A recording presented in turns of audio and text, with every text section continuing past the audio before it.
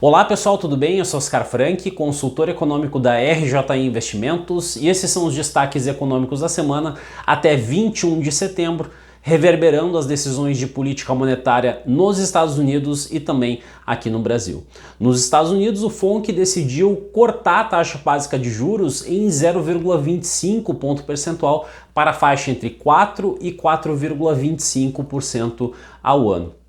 Primeiro aspecto que os investidores e os analistas procuraram prestar atenção e envolvia a possibilidade de um triplo descenso. Lembrando que na reunião passada, tanto o Christopher Waller quanto também a Michelle Bowman já haviam defendido um corte de 0,25 ponto percentual na reunião em que o comitê acabou mantendo a taxa básica de juros. E eventualmente eles poderiam, nesse encontro do FONC, advogar por um corte mais intenso de meio ponto percentual, algo que não aconteceu. E a única discordância veio do Stephen Miran, recém-indicado pelo presidente Donald Trump, que acabou então votando por esse corte de meio ponto percentual.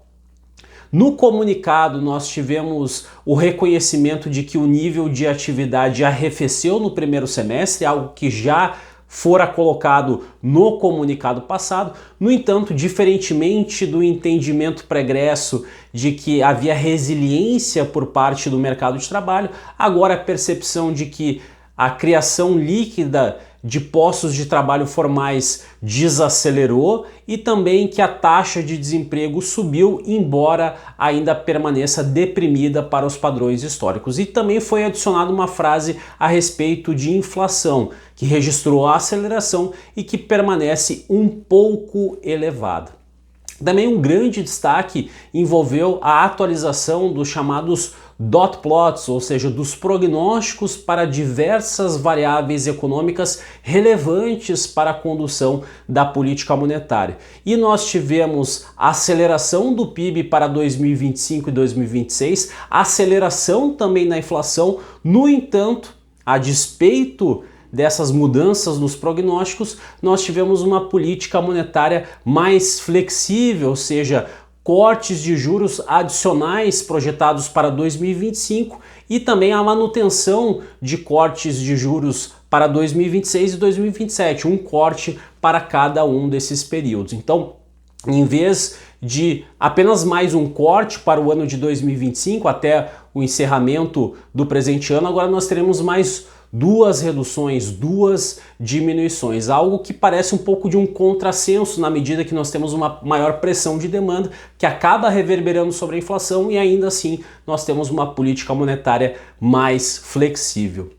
Em sua tradicional coletiva de imprensa, o presidente do Fed, Jerome Powell, citou que dentro do mandato dual do Fed, ou seja, de pleno emprego e também de estabilidade do poder de compra da moeda, o primeiro aspecto, a primeira pilastra, acabou pesando mais, sobretudo por conta dos resultados recentes do payroll e também reforçou a percepção de que o efeito das tarifas de importação, do protecionismo adotado pelo presidente Donald Trump é um efeito transitório, temporário, ou seja, que não tende a ser permanente sobre a inflação. Então é importante dizer, pessoal, pensando um pouco mais adiante, que ainda existe muita incerteza. Por mais que nós tenhamos tido essa mudança na perspectiva, sobretudo com relação ao que nós podemos esperar para o ano de 2025, existe uma divisão muito grande por parte dos membros do FONC, ou seja, é apenas uma pequena maioria que acaba fazendo com que essa mudança tenha sido encabeçado, ou seja, que nós tenhamos então essa percepção de mais dois cortes de juros até o final do ano. O próprio Jerome Powell, na sua coletiva de imprensa, acabou reforçando que isso não deve ser levado ao pé da letra, ou seja, que esses cenários acabam apenas servindo para balizar as probabilidades envolvendo as próximas reuniões, as próximas decisões do FONC, do Comitê de Política Monetária nos Estados Unidos. Aqui no Brasil, pessoal, nós tivemos a manutenção da taxa básica de juros, da taxa Selic, em 15% ao ano por parte do Copom. E o comunicado foi bastante rock, foi bastante duro com relação então à avaliação do cenário. Por mais que nós tenhamos tido sinais adicionais de desaquecimento do nível de atividade, de melhora das expectativas de inflação e também de uma perspectiva que provavelmente deve acontecer de uma política monetária um pouco mais frouxa do que o esperado lá nos Estados Unidos,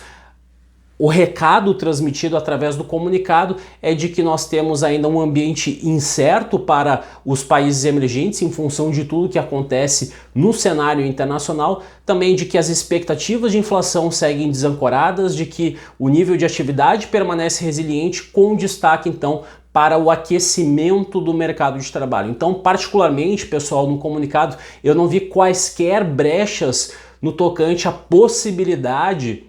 de um corte iminente da taxa básica de juros. Isso reforça a perspectiva de que esse início de movimento de queda deve ficar para o ano de 2026. Então, naturalmente, o Copom ganha tempo e reforça então essa perspectiva, até para ser consistente com o que foi trazido ao longo desses últimos meses, desses últimos comunicados, de que a taxa básica de juros deve ser mantida estacionada em 15% por um período bastante prolongado. Então, vamos aguardar aí para ver quais serão os próximos dados e também as próximas comunicações dos diretores do Copom. Vejo vocês na próxima, um abraço e até mais.